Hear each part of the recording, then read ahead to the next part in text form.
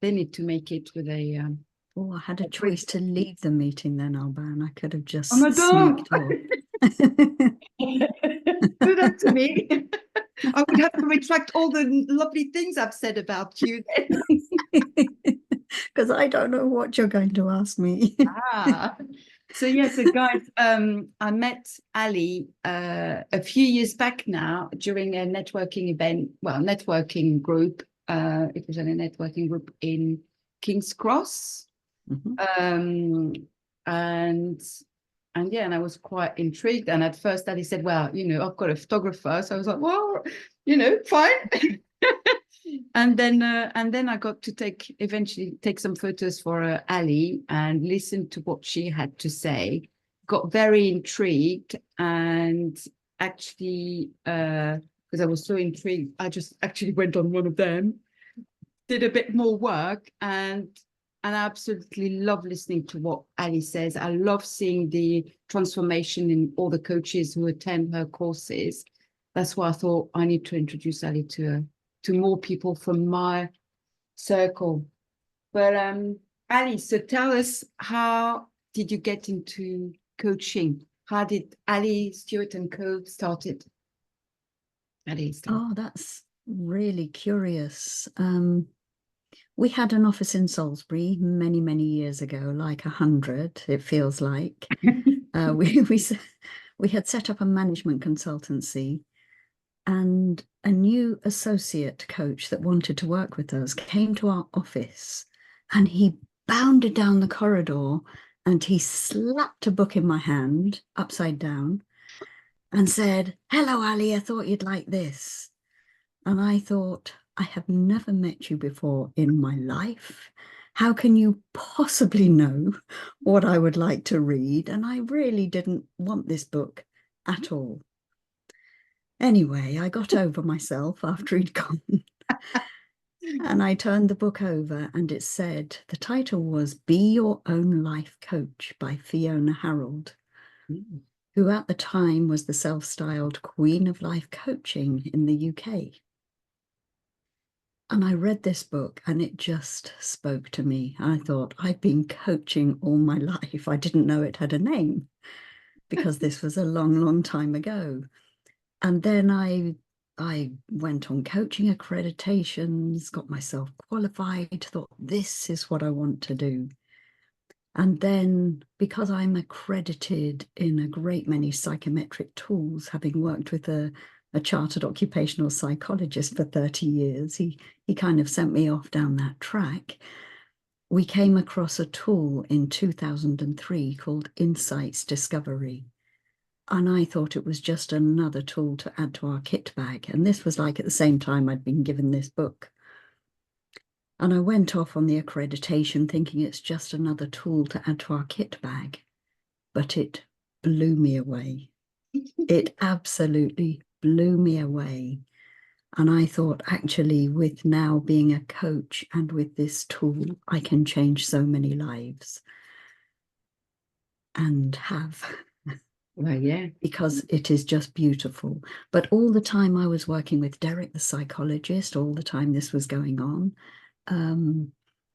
we were writing The Pioneering Professional, which you just hold up, and Liberating Leadership.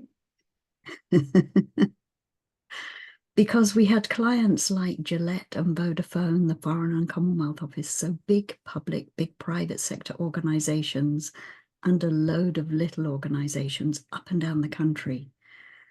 And we had defined what made the highest performing leaders tick. And if you're not a leader, if you're a professional, what made the highest people, individuals fly, which is the pioneering professional. So Derek retired, which was very inconsiderate. Selfish, you can say. Yes, I thought, oh. And the management consultancy we built was changing. So at that point, with these models, I left and set up Ali Stewart and Co., coaching you to achieve and grow, to use the models. And I thought it would just mostly be insights. But the minute I went into, the minute I do a profile with a person, they say, can you come and do my team? The minute I do the team, I say, can I come and talk to your leaders because they're rubbish? And so it goes on. And then other practitioners said, can we have your leadership stuff? So then I set up the accrediting body for them. So that's how it happened. Yeah, it's funny how you just make it, yeah, this is it. But yeah, it's really nice to see, like, each time I've attended, I've photographed one of your accreditations to see the sparkle you ignite in people, and how you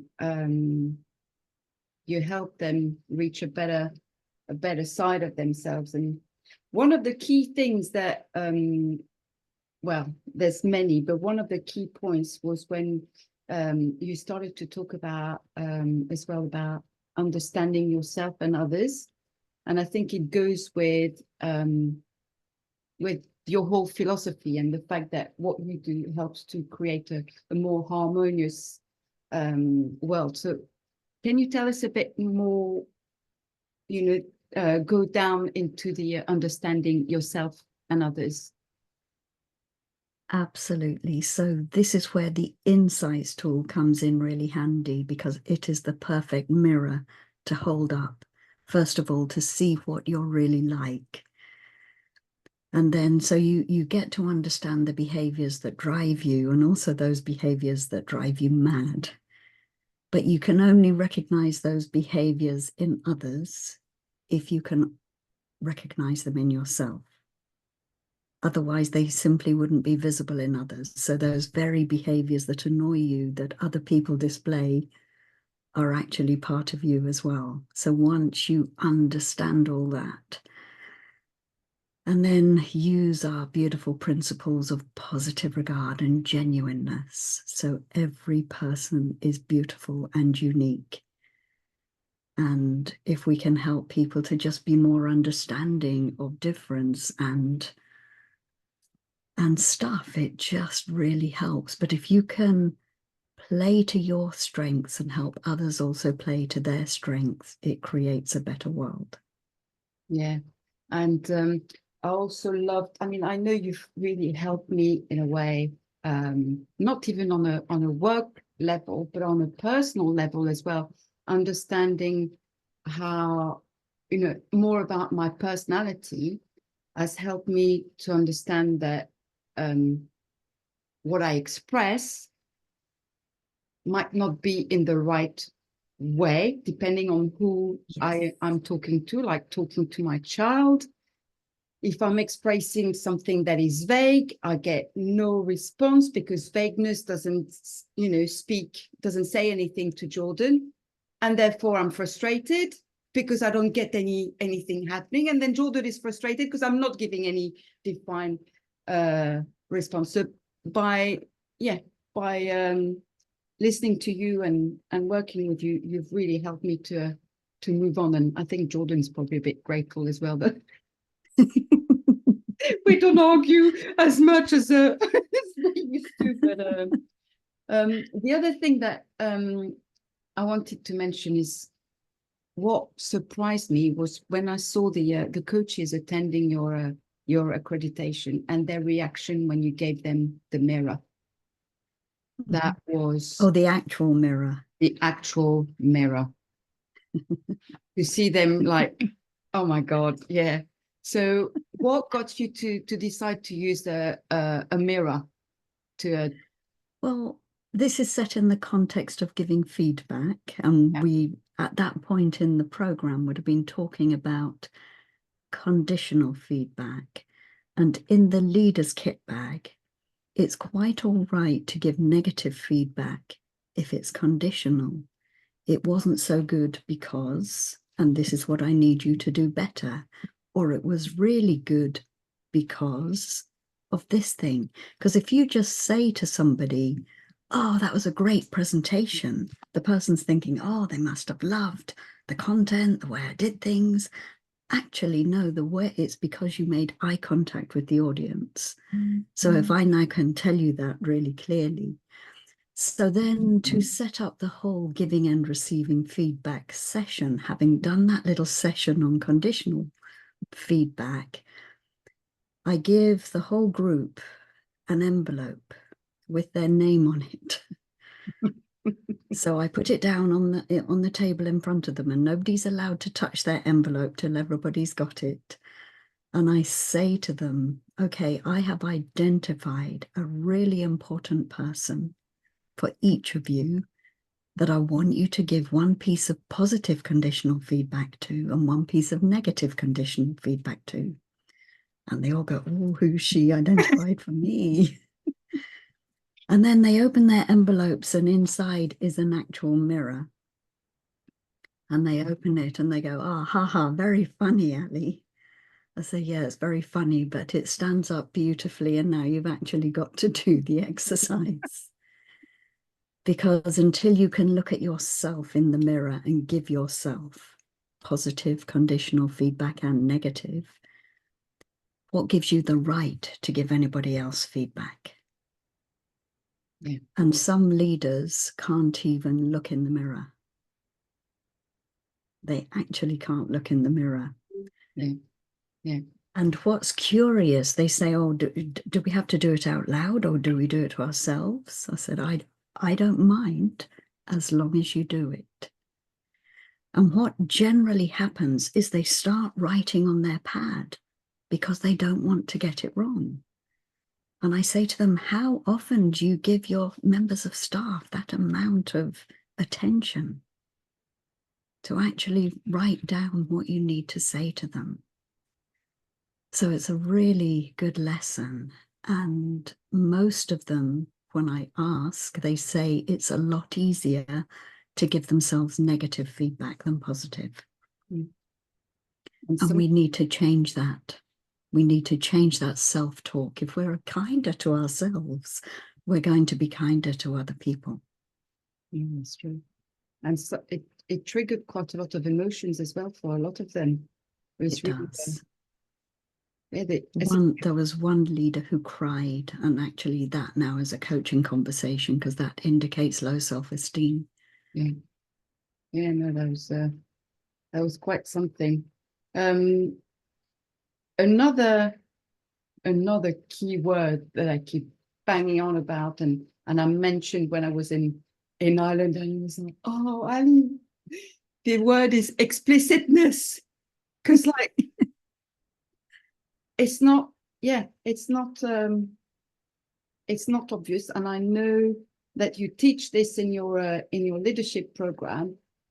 Tell us a bit more about the power of explicitness.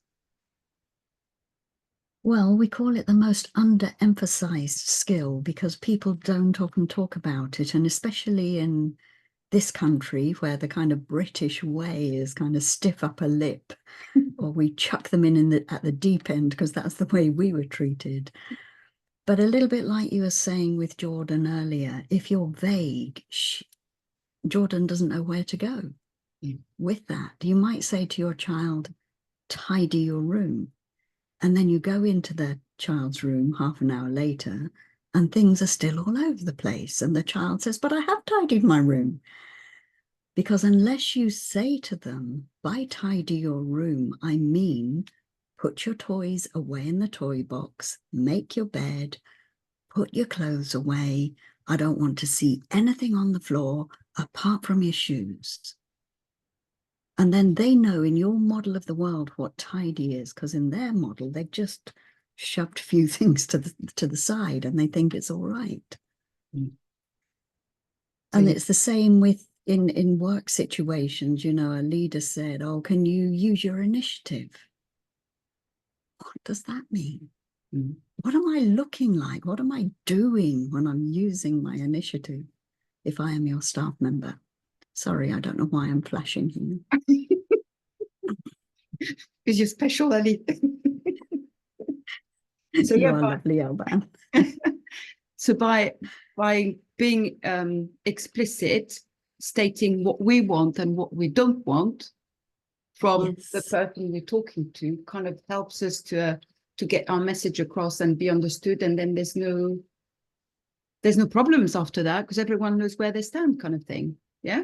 Exactly. Yes, and it helps people improve quickly. and they know exactly where they stand. And thank you for picking up on it's what we do want and also what we don't want. Because if you can give them, paint the picture, this is what I want and definitely not this, it helps them to succeed. Another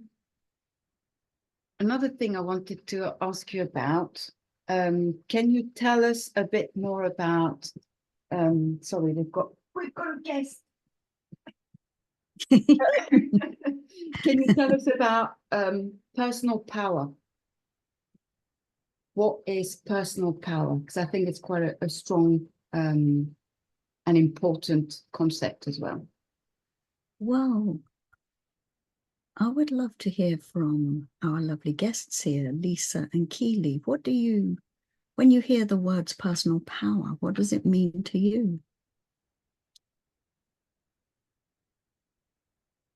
Go on, Keely. I would say that personal power is your own taking, how do I put it in words? The taking control of yourself, that thing of being confident in what you've got and using that to get what you want, I suppose. That sounds quite basic, but Yeah. That's the gist. That's how I would interpret it. Thank you, Keely. Lisa, what about you? Well, yeah, I think it's probably meant more about being able to influence people in the past and being able to do that.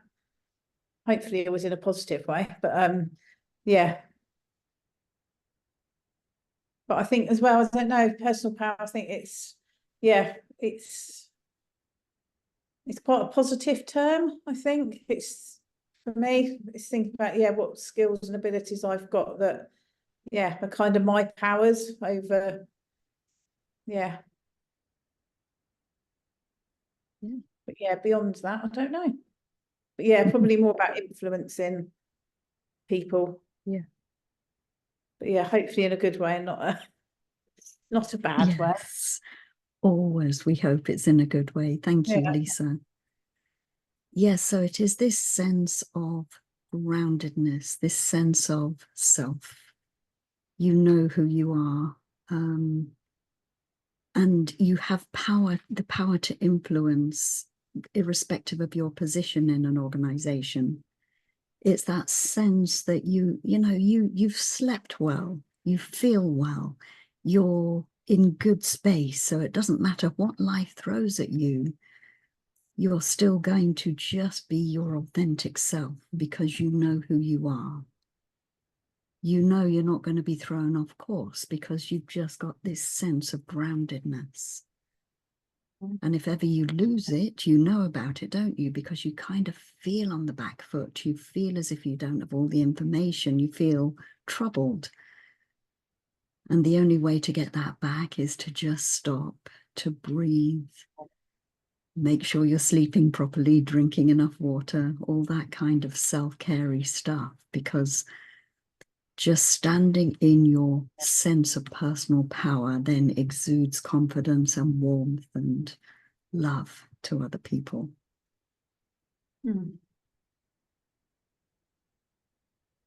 I suppose as well in terms of self-worth as well for you, and so then you can show that confidence to others. Absolutely. Have you got any questions, guys, for Ali?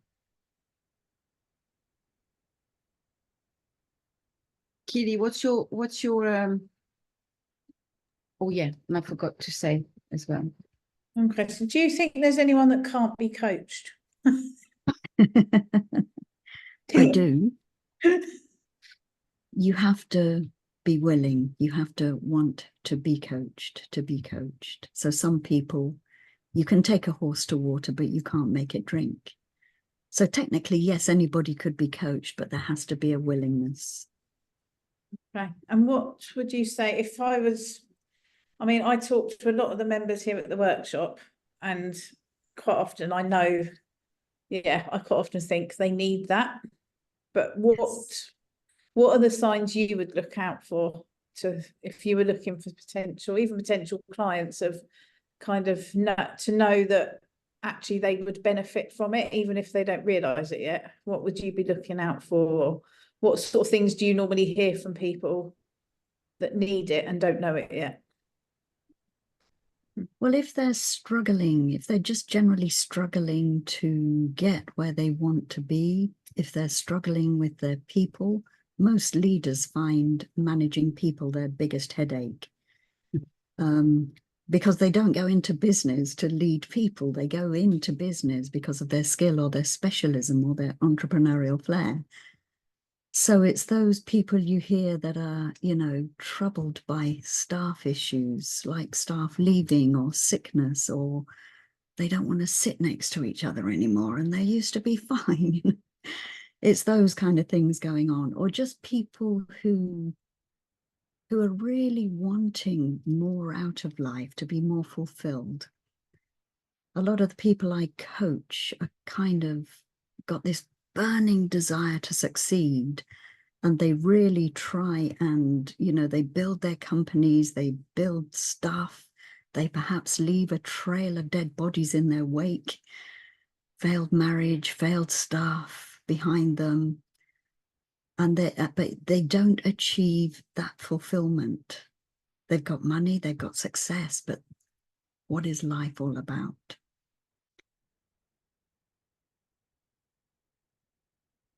So they don't generally say to me, Ali, I need help. Yeah. Usually I say, I've got this beautiful psychometric tool. Do you want to go? And they go, yes, please. Because people generally want to hear more about them. And then that gives me the way of them saying, can you then help me? Because now there's a tool and it makes it really handy. Okay, brilliant. Thank you. Pleasure. What about you, Keely? I don't know if I have any questions. A lot of it resonates with me because I've done a lot of my own work. I did a self-mastery course. It was like a 6-month deep dive into all the dusty corners of my mind type stuff. So yeah, the mirror thing really resonated, and it is quite confronting. And I think a lot of people don't, well, when you first do it, you don't want to go there because you know what's there and you don't want to admit it. It's all that stuff, isn't it? Yes. But all of that is that's what led me to going into coaching, so that my focus is with self-employed women, because that's what I do. There's no way I could do what I'm doing now had I not done that. Do you know what I mean? Yes. And I've got a lot of business skills as well that I've gathered over the years from different jobs. So it is really interesting. And it frustrates me that more people don't see how useful it is. You feel like sometimes you have to convince them a little bit. Be like, but if only you were to just stop being so scared and let someone help you. I suppose for some people it's a sign of weakness and they don't want to admit to that weakness because that's kind of opening a can of worms, really. I think I got to a point where I knew I needed help because I was just in self-sabotage mode, and I think if it hadn't been for me doing that work, I don't think my marriage would have survived. That's how bad things were. Yes. And the thing with the relationship with the kids, everything is just so much lighter now and easier for me to manage because I've got rid of my own skeleton and worked and looked in that mirror. But yeah, it is worth doing. Fascinating stuff as well. I love it. I love the fact as well, Ali, that you managed to convince the most reticent kind of members of staff, so they had to attend one of your workshops and didn't want to be there, and they put a lot of, you know, walls so that you wouldn't get to them, but you managed to win them over. Yes.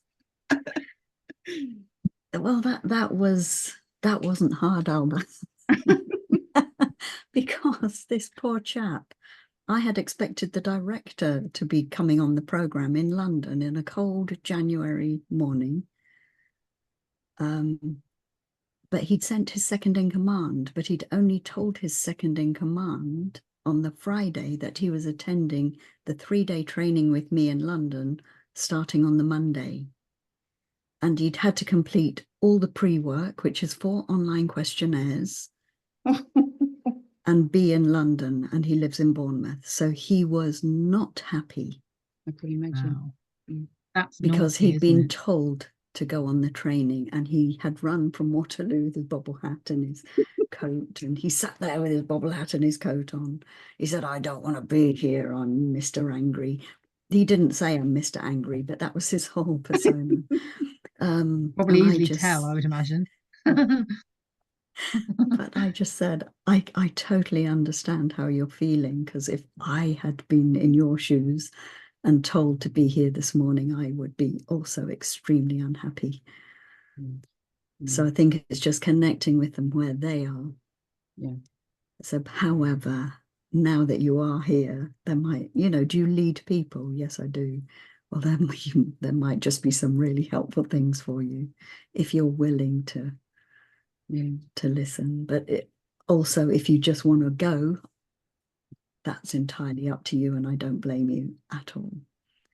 Wow. So he decided to stay, and he'd read the book 3 times on his journeys to London, to Bournemouth each day. So yeah.